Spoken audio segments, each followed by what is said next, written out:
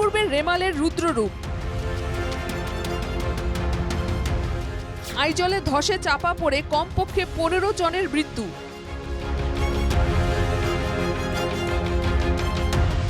বিধ্বস্ত মণিপুরের বিস্তীর্ণ এলাকা। কয়েক ঘন্টার মধ্যে ঘূর্ণিঝড় রেমালের জেরে তছনছ উত্তর পূর্ব মণিপুর এবং মিজোরামে রেমালের রুদ্ররূপ।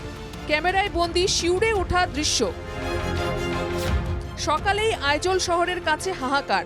ধসে পড়ল মেলথুম এবং লিমেনের মধ্যে থাকা একটি পাথরের খাদান।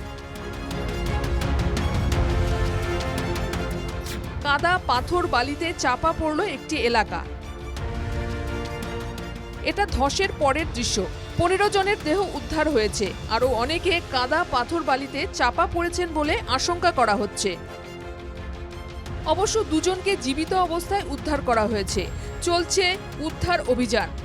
প্রতিকূল আবহাওয়ার জন্য ব্যাহত হচ্ছে অভিযান।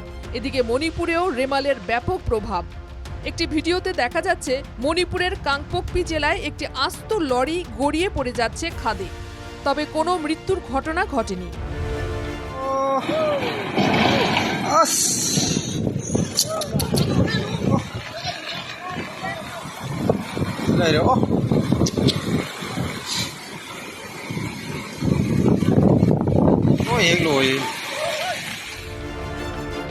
জলের প্রবল স্রোতে ভেসে গেল ইম্ফল জিরিবাম হাইওয়ে। ব্যাহত যাতায়াত ব্যবস্থা।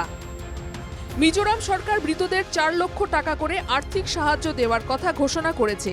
এছাড়া ধসে যে বিপুল ক্ষতি হয়েছে তার জন্য 15 কোটি টাকা খরচ করার কথা বলেছে মিজোরাম সরকার। রাজ্যের সব স্কুল, অফিস, ব্যাংক বন্ধ রাখা হচ্ছে।